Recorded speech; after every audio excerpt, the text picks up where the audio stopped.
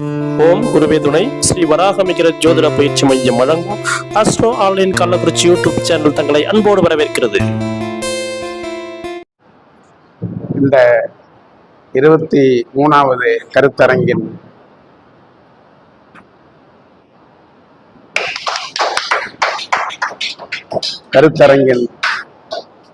தலைவர் பூட்டை ரவிச்சந்திரன் அவர்களே, ஏன்னா இந்த பூட்டை ரவிச்சந்திரனை நான் ரொம்ப நாளாவே பார்த்துட்டு இருக்கேன். மேடம், என்ன விஷயம் பார்த்துட்டு இருக்கிறோம்னா என்ன வேடிக்கை பார்த்துட்டு இருக்கேன்? அப்படியே இல்லை. அதாவது என்ன விஷயம்னு கேட்டீங்கன்னா, இதற்கு முன்னாடி பேசுபவர்கள் சொன்னாங்க, நெத்தியடி பூட்டை ரவிச்சந்திரன், நீ பூட்டையான பூட்டை, அவ்வளவுதான். அந்த மாதிரி அந்த ஜோதிடத்தை நன்கு ஆராய்ந்து அருமையாக பலன் சொல்லி திட்டவட்டமாக ஒரே பதிலில் சொல்லக்கூடியவர் அவரு. இந்த 23வது கருத்தரங்குக்கு தலைவராக இருப்பதிலே நான் மிகவும் சந்தோஷம் அடைகிறேன். அடுத்தது என்னுடைய குருநாதர், அதாவது தன்னுடைய பிள்ளைகள் வளர வேண்டும், அது அவனுடைய நோக்கம். அதற்கு இந்த கருத்தரங்கம் அளவில்லாத வசதியாக இருக்கிறது. ஏன்னு சொன்னீங்கன்னா, ஜோதிட கருத்துக்களை நாம் கொண்டு செல்ல வேண்டும். ஜோதிட கருத்துக்களை கொண்டு சென்றால்தான் ஜோதிடம் வாழும், ஜோதிடர்கள் வாழ்வார்கள். ஆக இங்கே அரிய பெரிய கருத்துக்கள் சொல்லப்படுகின்றன. இப்போ ஐயா ஜனனி நிறுவனர் பாத்தீங்கன்னா 7ஆம் பாவத்தை பத்தி அருமையா சொன்னார். உண்மையிலே அத்தனையும் பொக்கிஷமான வார்த்தைகள். அதை பிடிச்சி பாவத்துள் பாவத்தை கொண்டுட்டு போயிட்டு பெண் அல்லது வரன் இவங்களுடைய வசதி வாய்ப்பு எப்படி, அதுக்கப்புறம் கல்வி நிலை எப்படி அருமையாக சொன்னார்கள். அதே மாதிரி பாத்தீங்கன்னா எந்தெந்த கிரகங்கள் எதோடு சேர்ந்தால் இந்த பலன் என்பதை தெளிவாக சொன்னார்கள். இதை அனைத்து புத்தகங்களையும் அருமையாக இருக்கிறது. அவர்களை இந்த பகுதியிலே, துருவம் பகுதியிலே சிறப்பாக பேசப்படக்கூடிய ஒரு ஜோதிடராக வளர்ந்து வருகிறார். அவர்களுக்கும் நமது நன்றியை நாம் தெரிவித்துக் கொள்கிறோம். அடுத்தது பாத்தீங்கன்னா ஐயா சீனிவாசன் அவர்கள் உண்மையிலேயே திருவிளையாடல் என்று சொல்லுகிறாரு. என்ன செய்ய போகிறார் என்று நான் யோசனை பண்ணேன். என்னப்பா இது, என்னமோ ஜோதிட திருவிழால் என்றாரே, இவர் என்ன செய்ய போறார், ஏது செய்ய போறார் என்று நினைக்கும் பொழுது இது ஐயா சீனிவாசன் அவர்களும் அவருடைய மகளான அவர்களும் நன்கு சிந்தித்து திருவிளையாடல் படத்தை, அதுவும் தருமையாக உள்ள நாகேஷனுடைய அந்த வசனத்தை அருமையாக அதிலே புகுத்தி அடிப்படை ஜோதிடத்தையே நாம் தெளிவாக புரிகின்ற அளவிலே அருமையாக சொல்லிவிட்டார்கள். உண்மையாக அதை நீங்க பதிவு செய்து ஒரு 2-3 தடவை நீங்கள் போட்டு பார்த்தீர்கள் என்று சொன்னால் அந்த அடிப்படை ஜோதிடம் நாம் கற்றுக்கொள்ள தேவையில்லை. அந்த அளவிலே அந்த தருமியும் சிவனும் சேர்ந்து அந்த வசனம் இருக்கிறது அல்லவா, அதை ஜோதிடத்திலே புகுத்தி அருமையாக ஒரு கருத்தை சொல்லிவிட்டார்கள். அவர்களுக்கும் நமது நன்றியை நம்முடைய கருத்தரங்கு மூலமாக நாம் தெரிவித்துக் கொள்கிறோம். நான் என்ன பேச வரேன், இப்ப எல்லாத்த பத்தியும் பேசிட்டீங்க, நீங்க என்ன பேச போறீங்க என்பது என்னுடைய கேள்வி. நான் என்ன பேச போறேன்னு கேட்டீங்கன்னாக்கா, அதுக்கு முன்னாடி நம்ம கவியரசன் அவர்களை பற்றி நாம் சில வார்த்தைகள் சொல்ல வேண்டும். ஏனென்று சொன்னால் அவரு பெரிய குணக்குன்று.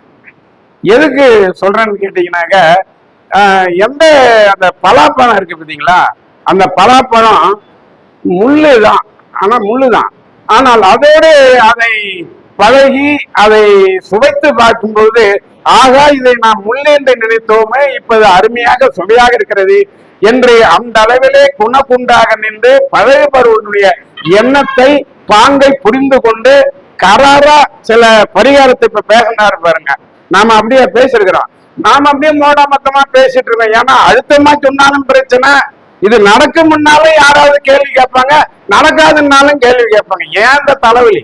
நாம ஏதாவது அழுத்தமா சொல்லாம அளவா சொல்லிட்டு போவோம். நம்ம தெரிஞ்சுக்கிட்டது மட்டும் மற்றவங்க தெரிஞ்சுக்கணுன்றதுக்காக நம்ம சொல்லக்கூடிய கருத்துகள். இப்ப நான்லாம் அப்படிதான் அழுத்தம் திருத்தமா விதிகளை சொல்ல முடியும், பலன்களை எப்படி நாம் சொல்ல முடியும்? அதுவே பலன்களை ஆராய்கின்ற முறையில தான் நாம சொல்ல முடியும் ஒழிய பலன்களை நாம் தெளிவாக சொல்ல முடியுமோ அடுத்து பூட்டை ரவிச்சந்திரன் மாதிரி சொல்வதற்கு கொஞ்சம் அனுபவம் தேவை. படித்தால் மட்டும் தேவை. இந்த ஜோதிட அடிப்படையே பாத்தீங்கன்னா படிப்பதால் மட்டும் ஜோதிடம் வந்து விடாது. உண்மையிலே அதான் உண்மை. நான் பார்த்து கொண்டிருக்கிறேன், நிறைய பேர் சொல்லிக் கொண்டிருக்கிறார்கள். படித்தவர்கள் எல்லாம் குறைவாக சொல்லுகிறார்கள், அனுபவம் உள்ளவர்கள் எல்லாம் அடித்து நம்ம நெடுமானோர் கவுண்டர் அவர்கள் போல அருமையா சொல்லுகிறார்கள். ஆகவே அனுபவம் இருந்தால் ஜோதிடத்தை அருமையாக சொல்லலாம். அனுபவம் என்று அடிப்படை தவறை வைத்துக் கொண்டு நாம் அனுபவத்தை இணைக்க முடியுமா? ஆகவே இவர்கள் அடிப்படையில் ஏற்கனவே தெளிவாக தெரிந்து வைத்திருக்கிறார்கள். ஆகவே அனுபவத்தை சொல்லும் போது அந்த கருத்து உண்மையாக இருக்கிறது, அந்த கருத்துக்கு ஒரு மரியாதை இருக்கிறது. அதற்கு நாம் இன்னும் நிறைய பயிற்சிகள் எடுக்க வேண்டும். இது மாதிரி நிறைய கருத்தரங்கங்கள் கலந்து கொள்ள வேண்டும். அதில் உள்ள கருத்துக்களை நாம் ஜீரணித்துக் கொள்ள வேண்டும். கருத்தரங்குக்கு வருவது என்பது உணவு உண்பதற்காகவும் ஏதோ மேலை போட்டு பிரசங்கம் செய்கிறார் என்பதற்காக இல்லை. உண்மையிலே அத்தனை கருத்துக்களும் நம் மனதை ஏறுமானால் நாம் ஓய்வாக இருக்கும்போது இந்த கருத்துகள் நம்ம மனதை தொடும்போது இது நம்ம மனதில் நிற்கும். இப்ப நான்லாம் உண்மையில இதே எடுக்கிறது இல்லை. ஏன்னு கேட்டீங்கன்னாக்க, அதாவது நோட்ஸ் எடுங்க என்னால முடிய மாட்டேங்குது. ஆனால் இந்த கருத்துக்கள் ஏதாவது ஒரு நேரத்தில் இப்ப ஐயா சொல்லுகின்ற சீனிவாசன் ஐயா சொல்லுகின்ற கருத்துக்கள் எல்லாம் சில நேரம் நம் மனதை வருடி இது உண்மை அது உண்மை என்று நாம் நம்முடைய புத்தகத்தோடு ஒன்று இணைந்து படிக்கும்போது தெளிவாக இருக்கிறது. ஆகவே ஒண்ணு சொன்னால் எங்களுடைய ஆசிரியர் ஒன்று சொல்வார், நீங்க இஷ்டப்பட்டு படிக்கிறீங்களா கஷ்டப்பட்டு படிக்கிறீங்களா அப்படின்னுவார். ஐயா நான் கஷ்டப்பட்டு படிக்கிறேன் அப்படின்னாரு. அப்போ உனக்கு மண்டையிலே ஏறாதியா அப்படின்னுவார். என்ன காரணம்? அதாவது சில பேருங்க நான் என்ன பண்ணுவேன், புத்தகத்தை வச்சுட்டு படிச்சுட்டே அப்புறம் திரும்ப தூங்குவேன், அப்புறம் படிச்சுட்டே திரும்ப தூங்குவேன். 4 மணிக்கு இருந்தா ஒண்ணுமே இருக்காது. இது கஷ்டப்பட்டு படிக்கிறது. ஆனால் 1 மணி நேரம் நீங்கள் படித்தாலும் இஷ்டப்பட்டு படியுங்கள், அது உங்கள் மனதில் நிற்கும் என்று கூறிக்கொண்டு என்னுடைய அதாவது நான் எடுத்துக்கொண்ட தலைப்பு என்னவென்று சொன்னால் பாவமும் காரகமும். இப்ப பாத்தீங்கன்னா 12 பாவங்கள் இருக்கிறது, அதோட காரகம் இருக்கிறது, அதை இணைக்க வேண்டும். ஒருவர் ஜோதிடம் சொல்வதற்கு முன்னாடி இந்த இந்த விதிமுறைகள்லாம் நம்ம கடைபிடிக்கணும். முன்னாடியே பாவத்தை பார்க்கணும், பாவத்தினுடைய என்ன பலன் இருக்கு. அடுத்தது காரகத்தை பார்க்கணும், காரகம் என்ன பலன் இருக்கு, காரக கிரகம் எந்த நிலையில் இருக்கிறது. அதுக்கப்புறம் விதிகள், இதை எல்லாம் இணைத்தது ஜோதிடம். ஆகவே இதுல யார் தெளிவாக இருக்கிறார்களோ, ஐயம் அற சந்தேகம் இல்லாமல் சொல்லுகிறார்களோ அவர்கள் சிறந்த ஜோதிடர்கள். சில பேர் படித்திருப்பார்கள், காரகத்தையும் பாவத்தையும் இணைக்க முடியாது, அதே நேரத்தில் விதியையும் இணைக்க முடியாது. அதனால் ஜோதிடத்தில் கொஞ்சம் தடுமாற்றம். அது இந்த தடுமாற்றம் வராமல் இருக்க வேண்டும் என்று சொன்னால் காரகத்தையும் பாவத்தையும் இணைத்து துல்லியமாக வெள்ளையன் ஐயா மாதிரி பலன்களை எடுத்து அந்த விதிகளை புகுத்தி அவங்கெல்லாம் கடல் மாறி அவங்க நிலைக்கு நம்மளால வர முடியுமா என்னன்னு தெரியல, பார்க்கலாம், முயற்சி செய்வோம். ஆனா இப்போ காரகம் லக்கணம் என்று சொல்லும் போது லக்கணம் 2ஆம் இடம் 3, 4, 5, 6, 7, 8, 9, 10, 12 இது பாவம். ஆகவே இந்த பாவத்துக்கு காரகிரகம் என்ன அப்படின்னு பார்த்துட்டு நம்ம வேலை என்னுடைய தலைப்பு முடிஞ்சிடும். லக்கணத்துக்கு காரகன் சூரியன். சூரியன் லக்கணத்திலே இருப்பார் என்று சொன்னால் அவர் வலுவான திறமைசாலி, அதாவது அவர் ஹெட் மாதிரி இருப்பார். சரிங்க. அடுத்தது 2ஆம் இடம் தனம், குடும்பம், வாக்கு.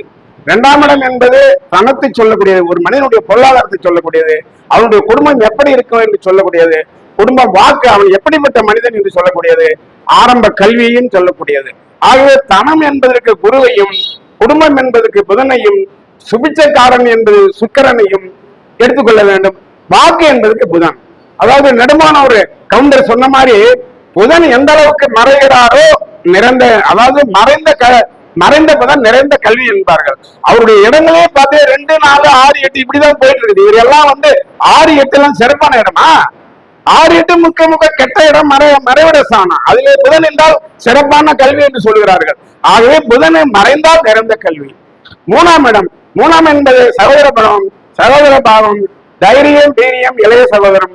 தைரியம் என்றால் ஒரு மனிதனுடைய வாழ்வு, அவருடைய துணிச்சல். வீரியம் என்றால் அவன் வாழ்க்கையிலேயே தாம்பத்திய வாழ்க்கையிலே எப்படி இருக்கிறான் என்பது வீரியம்.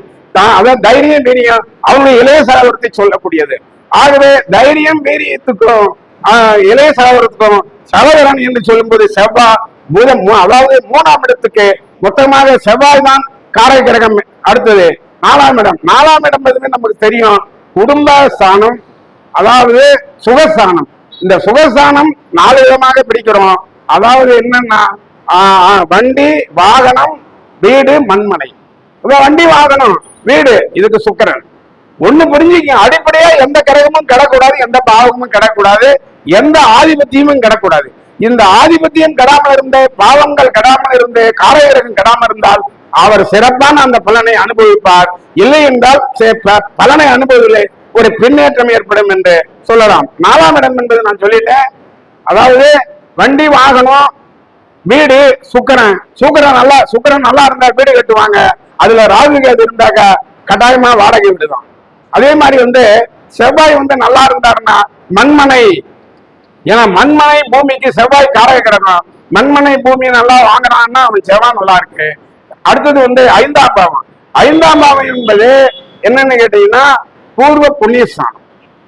அதாவது புத்திரஸ்தானம், பூர்வீகம், நாம செஞ்ச புண்ணியம். ஆகவே இந்த புத்திரஸ்தானத்துக்கு குரு நல்லா இருந்தார் அப்படின்னு சொன்னாக்க அந்த 5ஆம் இடம் நல்லா இருக்கணும். இது இருந்தால் குழந்தை பேரு நிச்சயமாக உண்டு. எல்லா பொருத்தமும் போடும்போது, அதாவது ராகு கேது தோஷம் இருந்தா ராகு கேது, அதாவது தோஷத்துக்கு தோஷம் இணைக்கலாம். ஆனா புத்திர தோஷம் இருந்தால் ஜாதகத்திலே இணைக்கும் பொழுது, பொருத்தம் போடும்போது, அதாவது குழந்தை பாக்கியம் இல்லாத ஜாதகத்தை குழந்தை பாக்கியம் இருக்கக்கூடிய ஜாதகத்தோடு இணைக்க வேண்டும். அது 5ஆம் இடம் என்பது மிக முக்கியமா பொறுப்பு வகிக்குது. 5ஆம் இடம் புத்திரஸ்தானம்.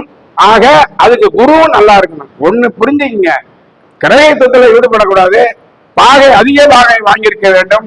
5ஆம் இடம் அதிபதி கெட்டு இருக்க கூடாது. அவர் 6, 8, 12 அமரக்கூடாது. அதாவது குரு நல்லா இருக்கணும்.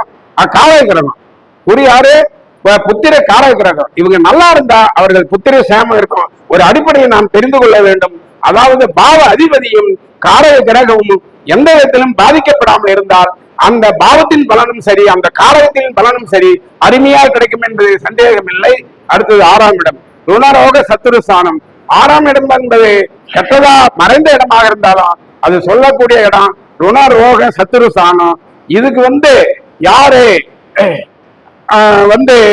காரகிரகம் என்று சொன்னால் செவ்வாய் என்று, அதாவது ருணரோக சத்துருஸ்தானம் இல்லைங்களா?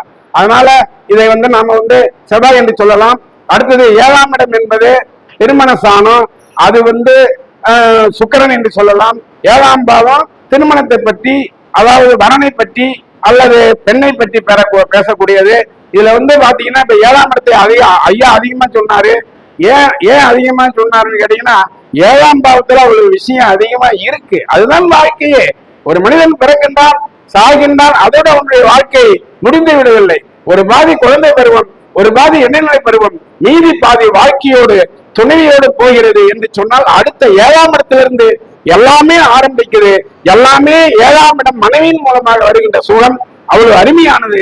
அந்த சுகத்துக்கு அப்புறம் நல்லது கெட்டது நல்லது கெட்டது என்று மாறி மாறி வாழ்க்கை நடப்பதனாலே அந்த 7ஆம் பாவமே முதல் படிக்கட்டு நமக்கு. அதுல சுக்கிரன் நல்லா இருக்கணும், 7ஆம் பாவ அதிபதி நல்லா இருக்கணும். அடுத்தது 8ஆம் இடம்.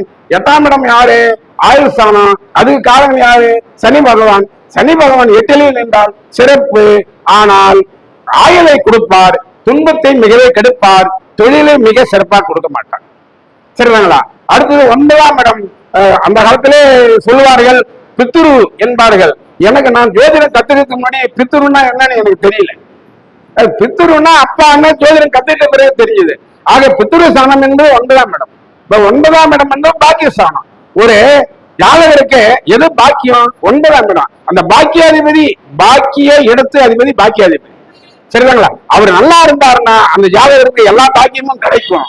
அதுபோல அவர் தந்தையினுடைய இடம் எது? அப்ப சரி 8ஆம் மாதி 9க்கு போயிட்டாரு, என்ன தந்தை இருக்க மாட்டாரு, 8 எடுப்பார்.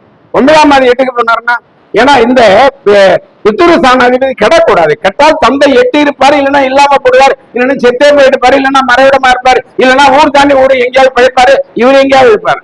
அதே 9ஆம் இடத்துல இவ்வளவு விஷயம் இருக்குங்க. 10ஆம் இடம். 10ஆம் இடம் என்பது தொழில் ஸ்தானம்.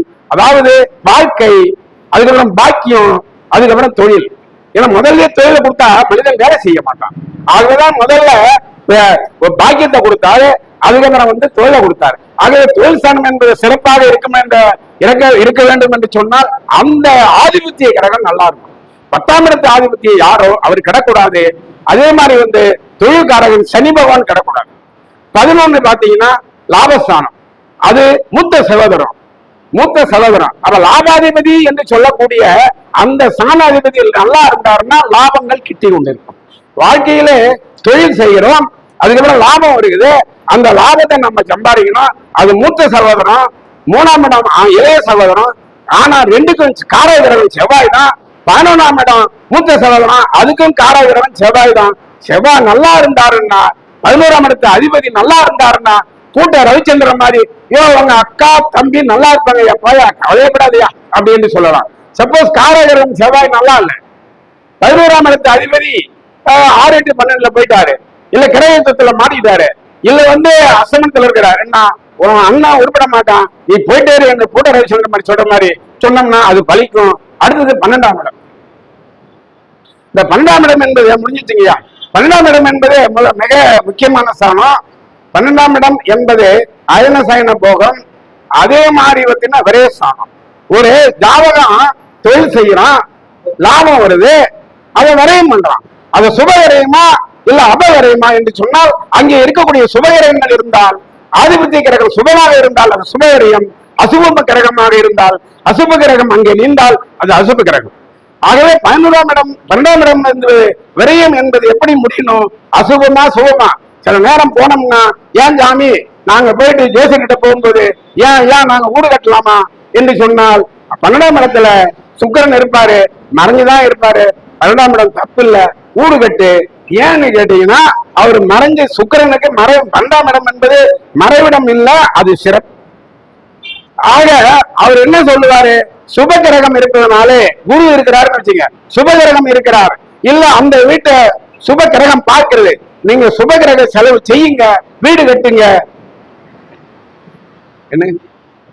என்று சொல்லுவார். ஆகவே 12ஆம் இடம் விரயஸ்தானம் என்று சொன்னால் எல்லா விரயமே கெட்டது என்று நாம் நினைத்துக் கொள்ளக்கூடாது. எந்த கிரகம் ஆதிபத்தியம் பெறுகிறதோ, எந்த கிரகம் சுபமாக பார்வை பெறுகிறதோ, அது சுபமாக இருந்தால் சுபகிரகம், அசுபமாக இருந்தால் அசுப கிரகம். ஆகவே இந்த அளவிலே இதுக்கு இந்த 12ஆம் இடம் இன்னொன்னு இருக்குங்க, அயன சயன போகும். தாலி கட்டுறோம், மனைவியை பார்க்கிறோம், தாலி கட்டுறோம், அம்மா கோச்சிக்காதீங்க, தாலி கட்டுறோம், தாம்பத்திய வாழ்க்கையை சிறப்பா நடத்துகிறோம் என்றால் அந்த 12ஆம் இடம் தான்.